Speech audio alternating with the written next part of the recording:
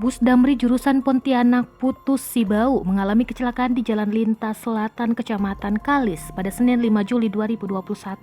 Kapolres Kapuas Hulu AKBP Wedi Mahadi melalui Kasat Lantas Ibtu Doni membenarkan telah terjadi kecelakaan tunggal Bus Damri Pontianak Putus Sibau di Jalan Lintas Selatan Kecamatan Kalis pada Senin 5 Juli 2021 dini hari.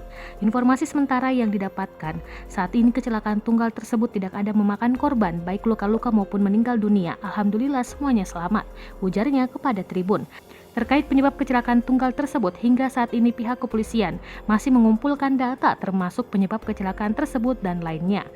Kasat Lantas Polres Kapuas Hulu juga mengimbau kepada seluruh pengguna jalan agar tetap berhati-hati mengendarai kendaraan di jalan, jangan sampai menjadi korban kecelakaan.